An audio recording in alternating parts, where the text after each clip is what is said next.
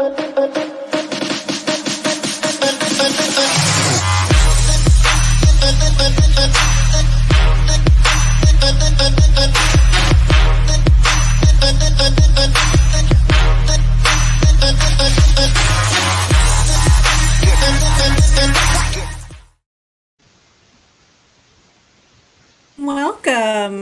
everybody. I'm Selena Rezvani, and you're joining Women in Work Culture.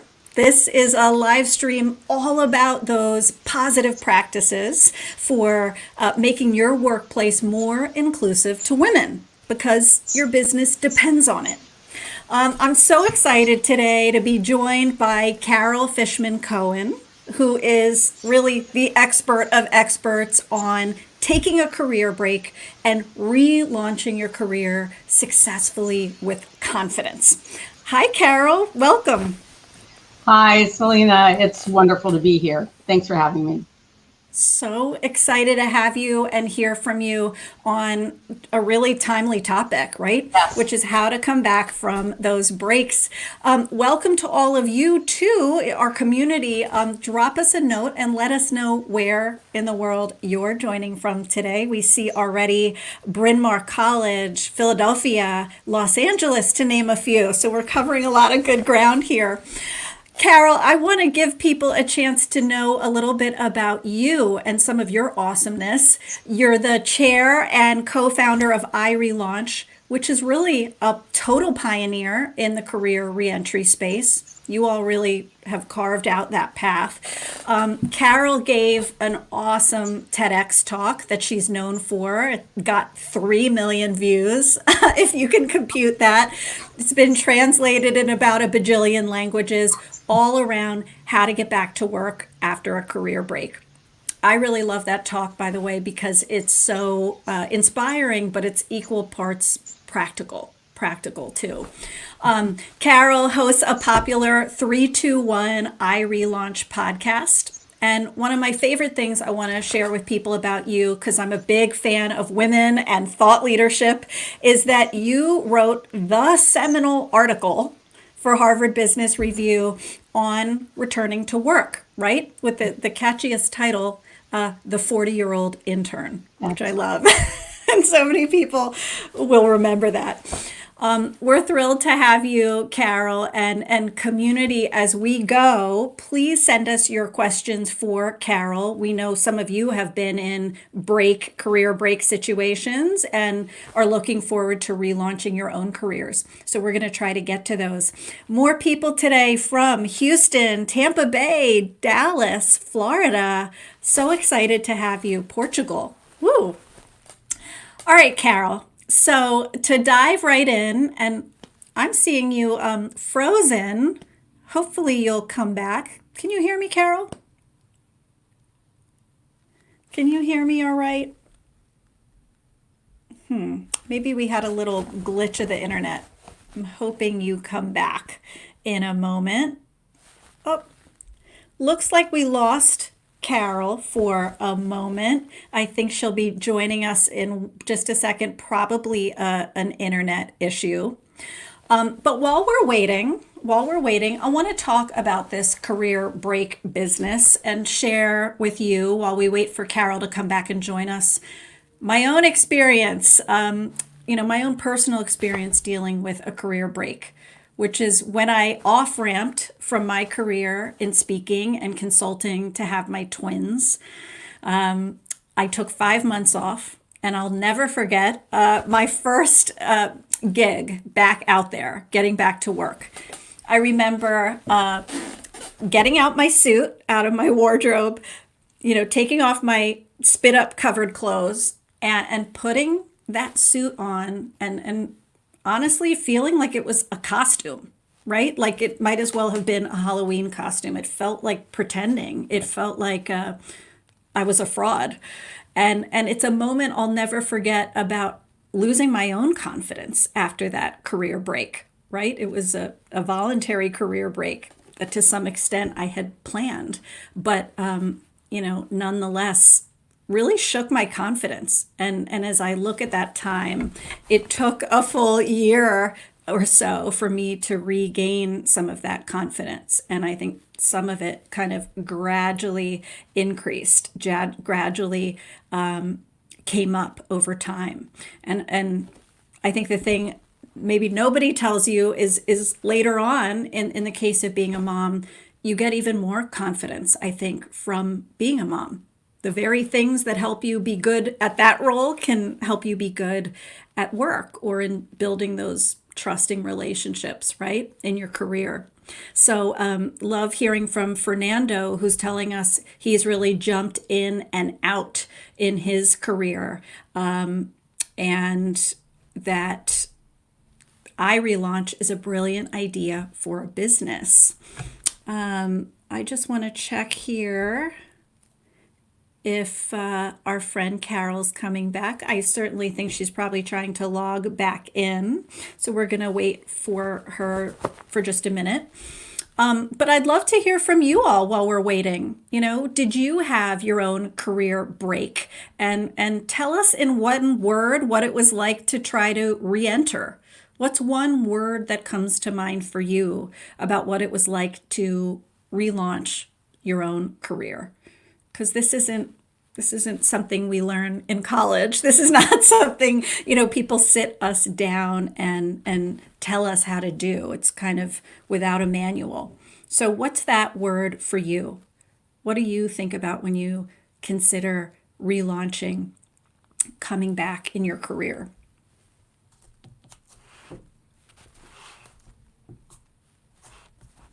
Journey, we're hearing from Sally. Journey. I think that's certainly true. Rarely are our careers a linear path, right? Usually there's some zigging and some zagging. And I love that analogy of journey.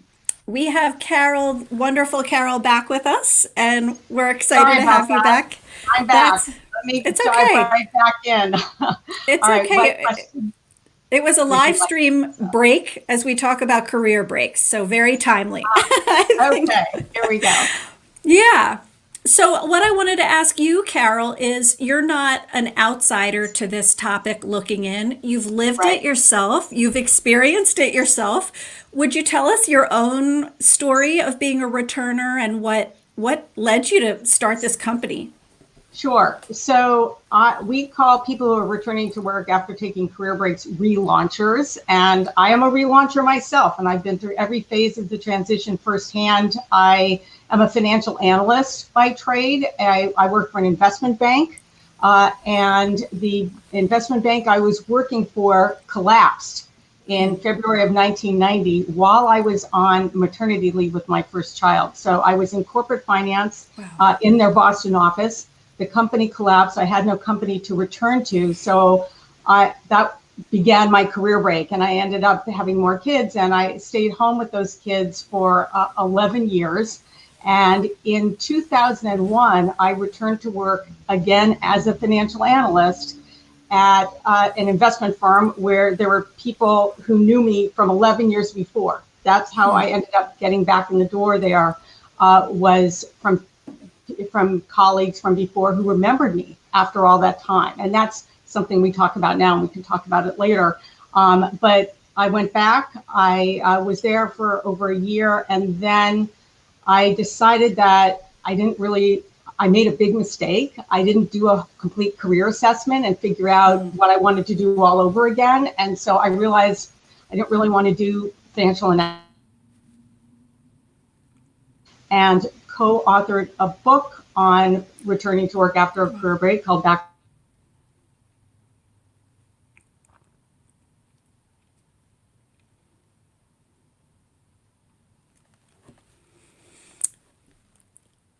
Darn. Carol, we can't hear you. At least for me, you went out for a moment there and froze.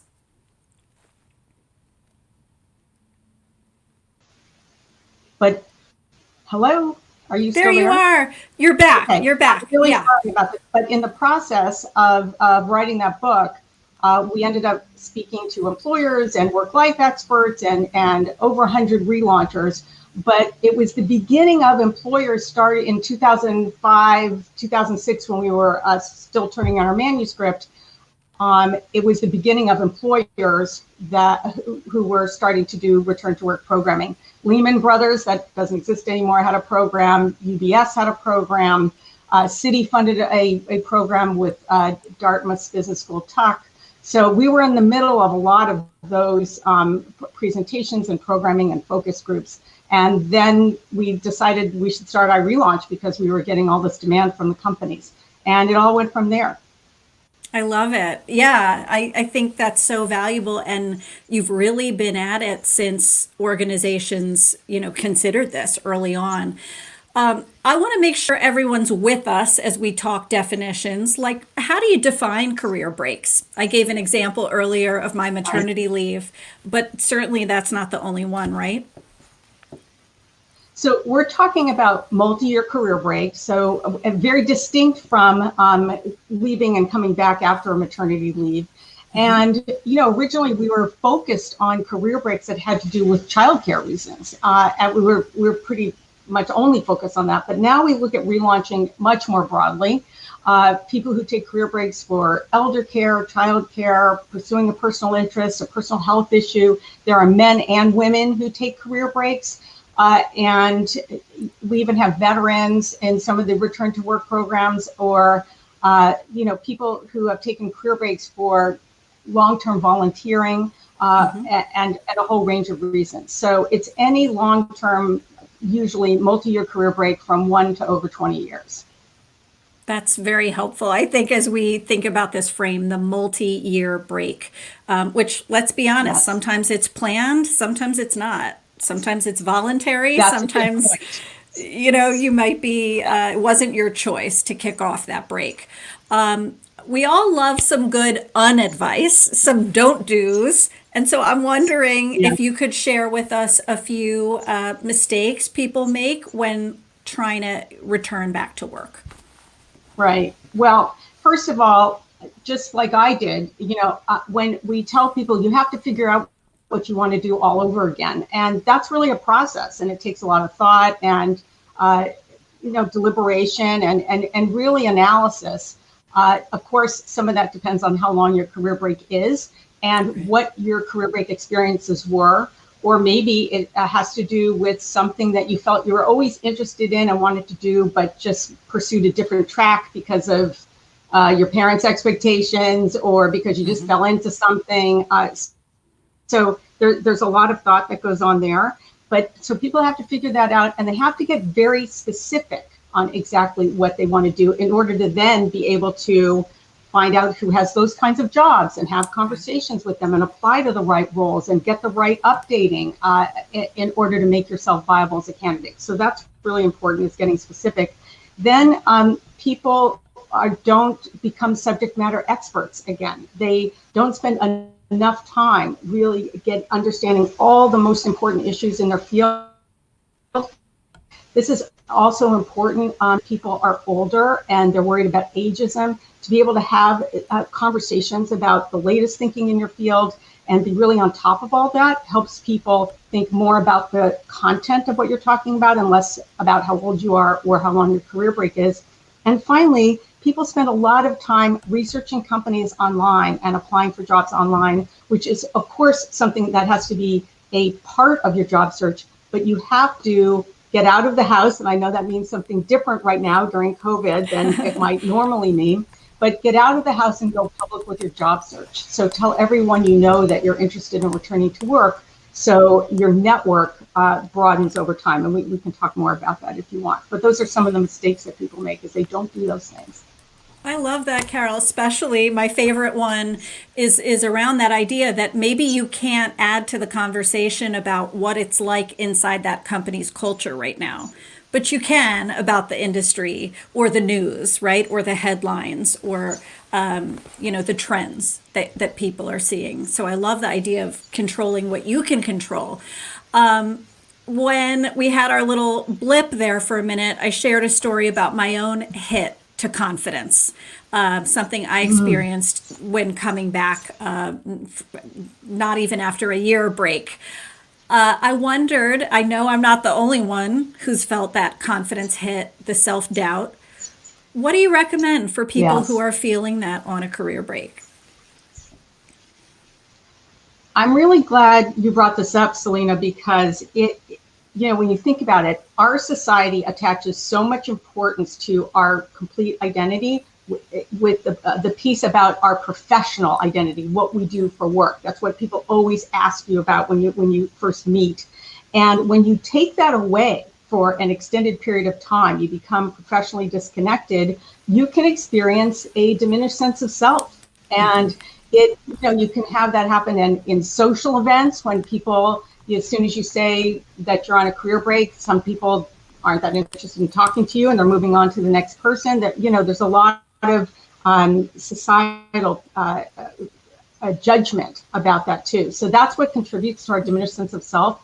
And that's why the relaunch is not just a regular job search, because there is that confidence piece and you need to build it back up again. And there are very specific ways you can build back up that confidence. One is when you become a subject matter expert, you feel more confident because you're very conversant in who's talking about the controversies in your field and who the experts are and what the big issues that people are thinking through and some of the terminology. So that helps your confidence.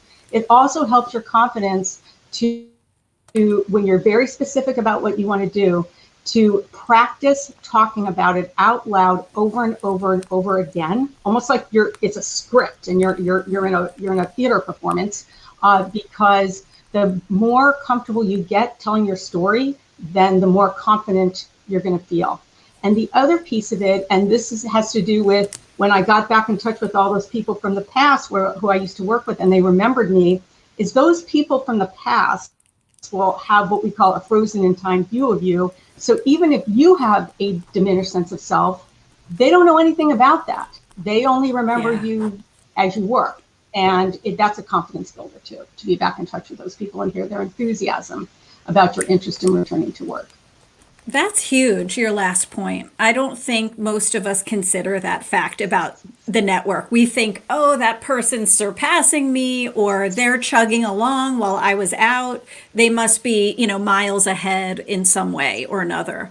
So I love your mindset shift there, that frozen in time image. Use that to your advantage and use that to build your own confidence. You're getting a lot of likes for your comments on that, Carol. Are there good ways to tap or reach out to that network, that you might recommend to folks?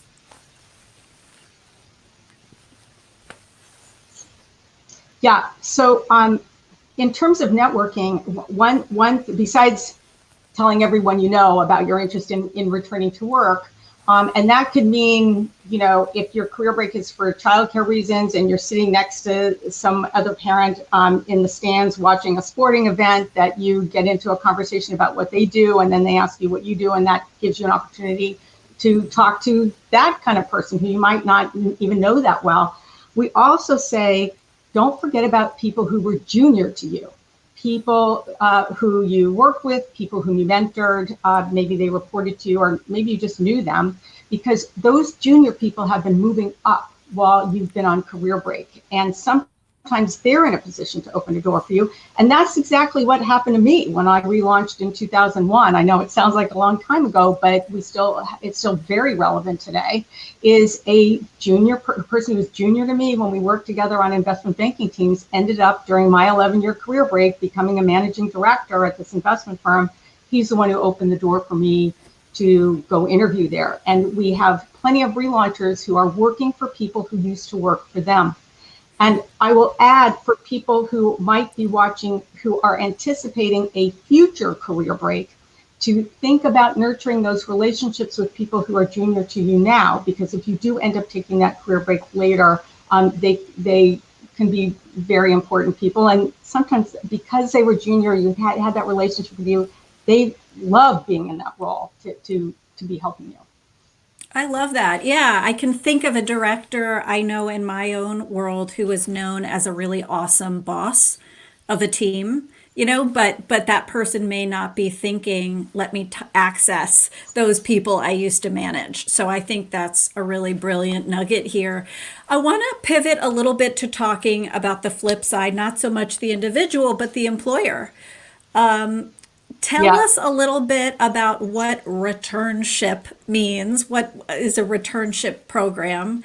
And what's kind of the landscape out there of these programs? So one of the major some of the major work that we do at iRelaunch is we work with over 100 companies on in-house return to work programs, and they do take different forms. Most of them are what you, as you referenced, returnship based, which essentially means think about a college summer internship tweaked for a mid-career professional. So they're not usually during the summer, they're during different parts of the year, they're paid.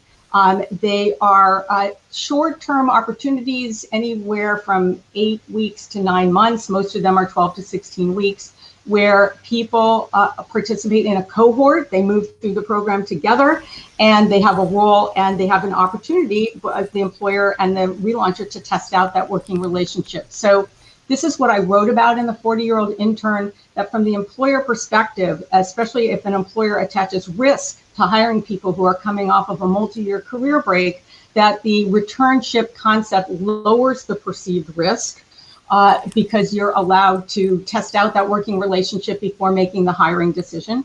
And you can make the hiring decision based on a series of interviews, and I mean, based on an actual work experience instead of a series of interviews. And then the other types of return to work programs are what we call direct hire, where someone is hired in right from day one as an employee, but there's still some sort of loose cohort or professional development or mentoring that they get as they're transitioning back. And then there are programs that we call event-based return to work programs, which are usually 1 or 2 day workshops that a company screens and selects people for, and they participate in that, and that becomes a pool from which they then recruit from. Yeah, this is so exciting. I think for all, this is what modern work sounds like. This is what the modern workplace should be. So we're excited to be hearing some of these messages. I love the idea of the cohort in particular, that you can kick the tires, both of you, the employer and the employee, to kind of see the fit. How do I like this? And test drive it. But I'd imagine there's also a support element to the cohort. Do Yes. they get to support each other at all? So the returnships are usually cohort based. So people are in a group. It could be 3 people. It could be 33 people. And they usually have an orientation where they're all together, even if they might then be in different locations. They get mentors and buddies, and they have ongoing programming. There's a program manager. There are executives who meet with them. So it's a very there's a lot of quality programming that goes into their experience, in addition to, of course, their primary role of the work that they're doing. But the power, I actually wrote another article for Harvard Business Review called "The Power of the Cohort in Career Reentry Programming," to go through this experience together as a group when you're such an unusual kind of hire within the company. Very different from when I returned and I was this one-off hire just kind of on my own. To go through this program as a cohort means that the people in it really support each other personally and professionally. And I should add that these programs are really successful. We measure them in terms of their conversion rates, what percentage of the people who are in these internship programs then convert to being hired afterward. And it's over 80% on average. So we're getting some great numbers, and we have so many companies now running programs, and sometimes multiple programs a year. We have a lot of data points now, and we feel very confident about this model being a great way to transition people back to work after career breaks.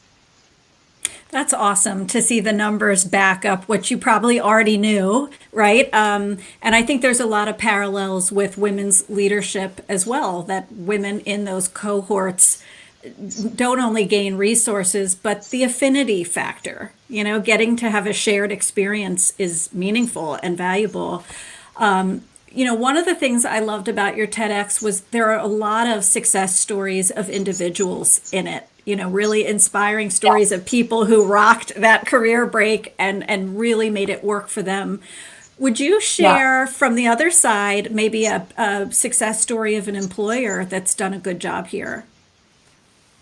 Right. So the history of these return to work programs started in 2008 with Goldman Sachs' program, which is actually called Returnship. And also Sara Lee that year started a program called Returnships at Sara Lee, but Sara Lee got restructured and that program went away. And then in 2013, JP Morgan Chase started their reentry program. And then in 2014, Morgan Stanley and Credit Suisse and MetLife started their programs. Then after that, we started to see a real proliferation of these programs. And one of the driving forces was, and is, a collaboration that we at iRelaunch have with the Society of Women Engineers called the STEM Reentries Task Force. And we have 32 corporate giants that are part of that program now. 22 have launched their own in-house return to work program. Most are returnships, some are direct hire programs. And I'll just say for success rate as a group, we've had over 600 relaunchers go through STEM Reentry Task Force programs, and 86% of them have been hired. So not only are we seeing more and more companies join the task force every year, but we're seeing the programs at each company are getting bigger and bigger. So for example, one of the things that we do is we run an employer regular speaker series that we just started actually because of COVID. And our last speaker was Liz Marcus from Johnson & Johnson, who is the dedicated program manager there, who has grown that program from a handful of people into a global program. And we've seen that at IBM, and we've seen that now with the combined Raytheon Technologies, the combination of United Technologies and Raytheon. So we're seeing a number of many success stories. Those are a few of programs that have grown globally and are expanding exponentially. Wow, that's so awesome to hear some of those before and afters. For a company that wants to do this, maybe, is at the very beginning drawing board, is there a baby step they could take forward to get a program like this going, or a first step? Yes, I would tell them, come join us, our employer virtual speaker series every other Tuesday. The next one is June 16th. Employers have to register in order to attend, but there's no fee.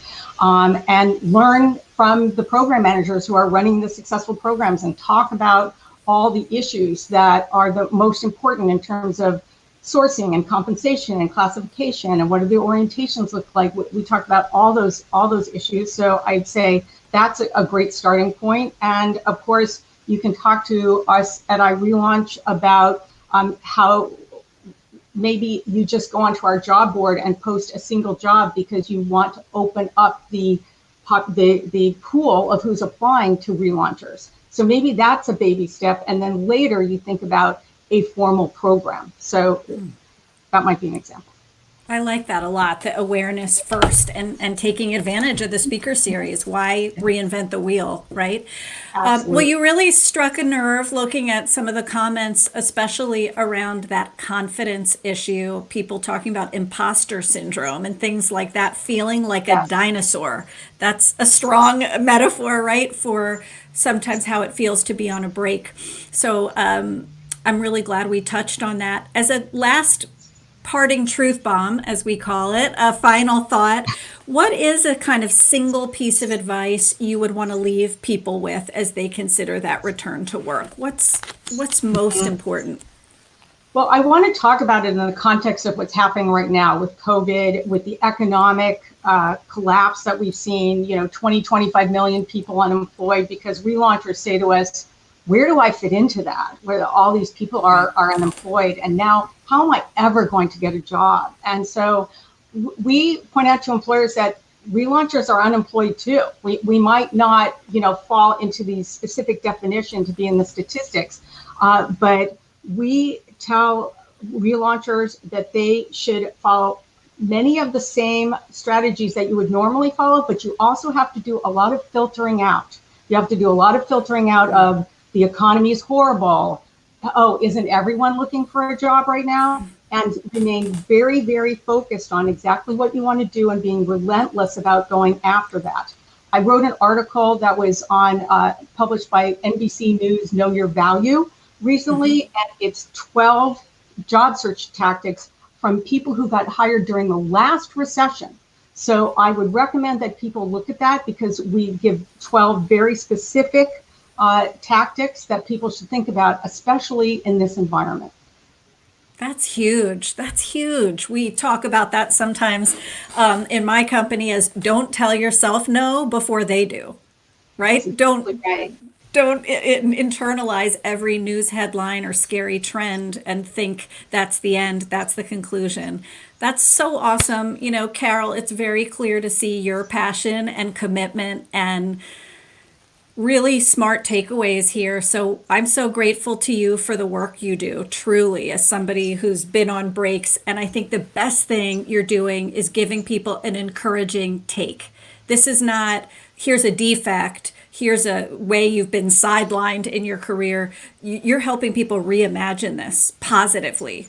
And so I thank you for that. You must check out Carol's website, her awesome TEDx talk. These are all in the show notes coming to you. Her recent articles that you're going to see, and follow her here on LinkedIn if you're not already, and on Twitter and other social. I hope you'll stay in touch with me too. Check out some of my LinkedIn learning courses to give you that confidence to launch yourself into all kinds of new things. Be part of my newsletter tribe. Follow me here on LinkedIn. I want to thank you all for joining today. I hope you stay healthy, well. That remember to see your own value first if you want other people to see your value. And lead on. Thank you so much, Carol. Thank